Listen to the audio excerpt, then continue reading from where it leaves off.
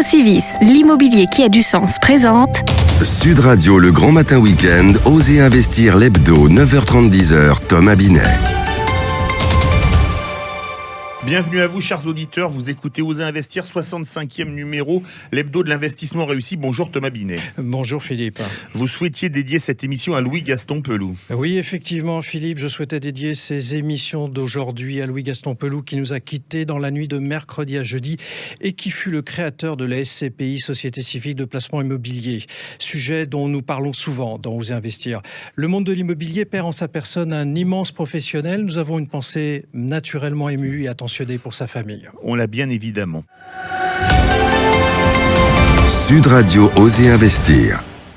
Vous allez aborder quel sujet cette semaine, Thomas ? Eh bien, Philippe, d'un ventilateur et purificateur d'air comme innovation de la semaine, nous recevrons ensuite Jérôme Russac, président de L&A Finance, cabinet de gestion de patrimoine, afin de savoir ce qu'il faut faire avant le 31 décembre pour réduire ses impôts.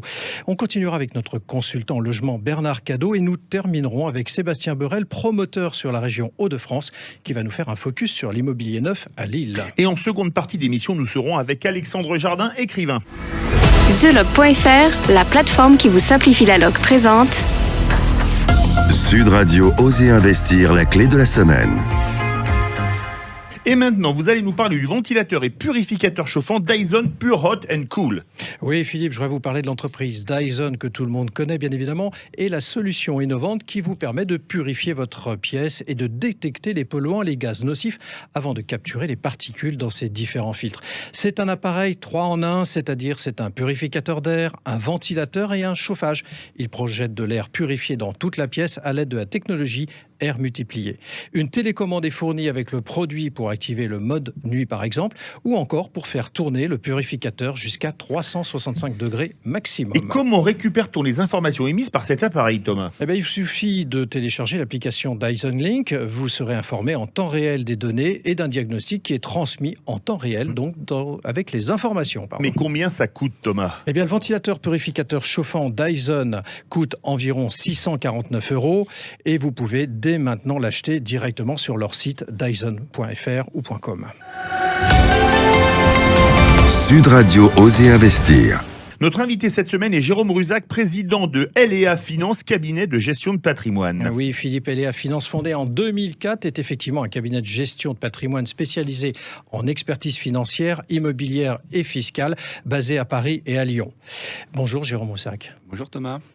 Il ne nous reste que quelques jours à l'avant la fin de l'année. Est-il encore temps pour payer moins d'impôts ? Ça, c'est la vraie question. Alors oui, bien évidemment, Oui. On a encore un petit peu de temps devant nous, mais il faut quand même se dépêcher. Voilà. Alors, qu'est-ce qu'il faut faire, justement ? Quelles sont les possibilités qui vont s'offrir à nous ? Alors déjà, bien vérifier qu'on n'a pas déjà défiscalisé les années précédentes, voire cette année, et ne pas déplacer le plafond des niches fiscales qui est de l'ordre de 10 000 € en 2020, le même qu'en 2019. D'accord. Et puis après, comme dans tout placement, on va essayer de diversifier et de trouver une ou deux solutions intéressantes. Donc, ce qu'il faut retenir, c'est le plafond de 10 000 € déjà. Alors clairement, ce plafond, si vous avez une nounou, des employés à domicile au sens large, et plus une ou deux autres défiscalisations que vous auriez pu faire dans les années précédentes, il faut bien être vigilant sur ces aspects-là. Alors, quels sont les types de défiscalisation faciles et peu onéreuses à mettre en place ? Alors, déjà, quand on fait un placement, il faut raisonner toujours sur les sujets d'investissement et de support sur lesquels on va placer son argent et pas uniquement sur la défiscalisation qu'on va en obtenir, parce qu'il y a toujours une notion de risque.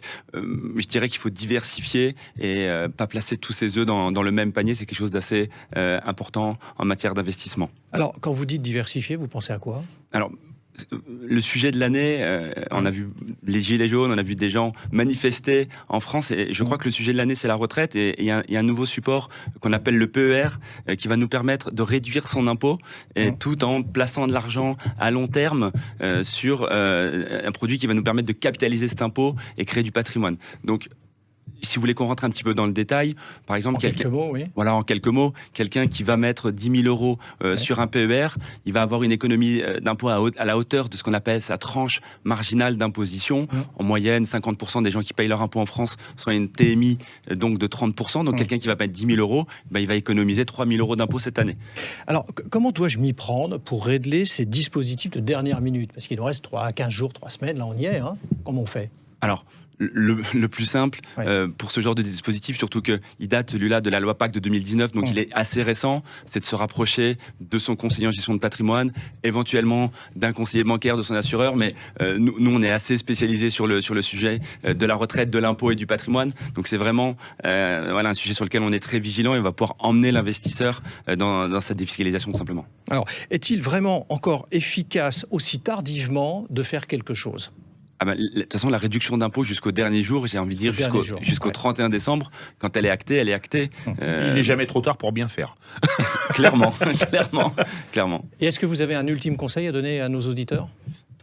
L'ultime conseil, c'est ce que j'ai dit préalablement. C'est pas une défisque en elle-même, une défiscalisation, pardonnez-moi pour l'abréviation, n'est jamais un objectif en soi. Il faut se rappeler que c'est un investissement. Il faut bien regarder sur quoi on investit, que ce soit un placement financier ou un placement immobilier. Et voilà, quand on a compris ça, on peut aller chercher de belles économies d'impôts et transformer son argent en patrimoine tout simplement.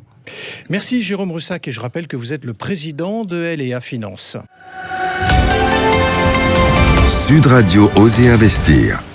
Bernard Cadot, vous êtes le consultant d'Oser Investir en logement. Bernard, vous allez nous proposer votre mot de la semaine qui est la visite donc. Oui Thomas, visite qui vient de visitare ou voir souvent. Alors chose promise mon cher Philippe David, je fais ce matin cette chronique en latin. Faciam hoc columnae huius mane latine. Voilà, vous avez l'accent du nord de Rome. Exactement. On a perdu combien d'auditeurs? Donc en français, Bernard, ça donne quoi? Alors en français, c'est visiter, aller en visite, à ne pas confondre avec le droit de visite qui rappelle plutôt une convention de divorce. Quoique, en effet, le bailleur a un droit de visite de son bien une fois par an afin de s'assurer de l'état de ce bien, justement. C'est pas très pratiqué, mais ça existe. Alors bien sûr, de nouveaux et nombreux outils revisitent la visite. Ils permettent des visites à distance, des visites virtuelles, un positionnement sur une carte, une présentation 3D. Ils sont particulièrement utiles pour une première impression ou un début de sélection. Toutefois, ils ne sauraient remplacer la visite physique tant la relation d'un individu à l'immobilier est particulière et impliquante. Alors, les visites traditionnelles ont-elles encore un avenir ? Oui, à l'évidence. La visite est un moment particulièrement important de la transaction. Commençons par la visite du professionnel qui fait connaissance avec le bien. Ce premier regard va conditionner pour partie la suite du processus et in fine le prix. Quels sont les points forts et les points faibles de ce bien, les facteurs déterminants.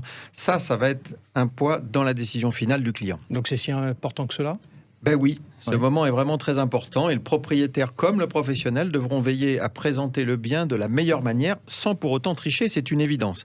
Les visiteurs doivent se projeter dans leur future habitation ou dans celle d'un locataire dans le cadre d'un investissement. C'est tout sauf anodin. Se sentir d'emblée à son aise en visitant peut conditionner toute la transaction. Et en 2 mots, Bernard, pour terminer ? Le professionnel doit aider et accompagner. Il se doit également de préparer cette visite et de s'y préparer sans négliger ce moment. Chaque bien, du plus modeste au plus prestigieux, a une histoire à raconter. Il faut donc réunir les meilleures conditions pour entendre cette histoire. Merci Bernard. ImmoEstime, commercialisateur en immobilier neuf, présente Sud Radio Oser Investir Immo News.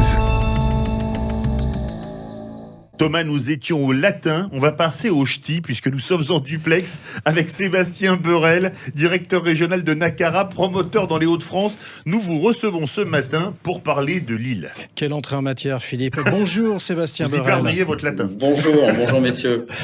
Sébastien Beurel, comment se porte le marché du neuf sur l'île et quelle est sa tendance actuelle ?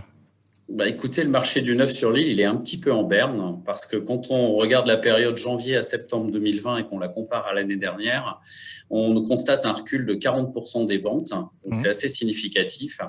Et on avait cru un ressaut en juillet confirmé en septembre. Et là, il y a un fléchissement très net. Donc, pour l'instant, un marché qui n'envoie pas de bons signaux. Alors, au-delà de la situation de chacun, si je souhaite faire un placement sur votre ville de Lille, vers quel type de bien dois-je m'orienter ?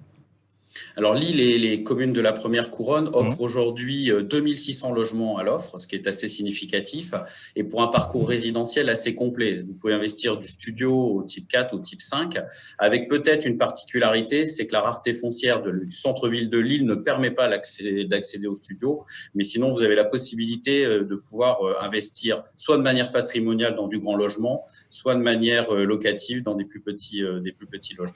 Alors si je veux investir dans le neuf, à quoi dois-je faire attention, le conseil du jour?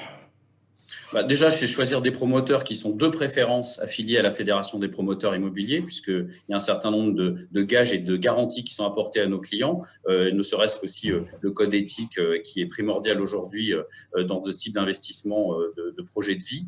Et puis, c'est de choisir un bien proche des hubs de mobilité, de préférence le métro, parce qu'on sait qu'aujourd'hui, il y a des véritables enjeux liés à la mobilité douce et parce que le bien ne perdra pas de valeur. Merci Sébastien Borel. Et pour faire le mix entre Bernard Cadot et Sébastien Borel, je dirais allez à Jacques Taest et après chez Chat. Ça vous va ? Ça me va très bien. Eh ben c'est parfait. Restez avec nous. On revient dans un instant avec le Club Osez Investir et Alexandre Jardin, écrivain. Sud Radio, le grand matin week-end, Osez Investir l'hebdo, 9h30, 10h, Thomas Binet. Avec Procivis, l'immobilier qui a du sens.